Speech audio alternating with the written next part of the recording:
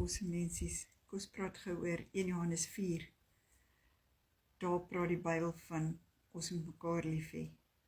God se liefde is so groot. Partykeer kan ons dit amper nie glo nie, hoe groot God se liefde vir sy mense is, sy kinders is.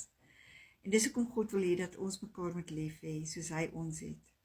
Kom ons wees lief vir mekaar. Kom ons los die jaloesie, die haat, die nyd, die skinder, al daai lelike goeders. Kom ons los dit. Kom ons lewe soos Jesus gelewe het. Kom ons wees 'n lig in iemand se donkerte. Bring 'n lig in iemand se donker lewe. Daar's baie mense wat hierdie tyd van die jaar hulp nodig het, wat depressief is. Mental disease kom baie voor.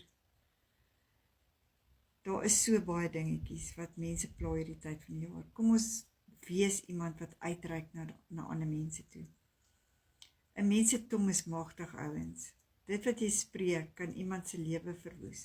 Maar dit wat jy spreek kan ook iemand uplift en iemand se dag maak.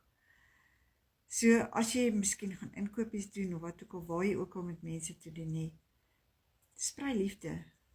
Ek meen, skyn jou liggie. Dis wat God van ons vra. Dis wat God wil hê. So julle moet 'n awesome dag hê.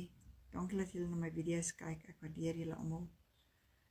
Dankie. Ek gaan weer môre aand live 7 uur. Ons gaan praat oor verkeerde keuses in die lewe. So julle moet 'n awesome dag hê. Much love. Lekker dag hê. Bye.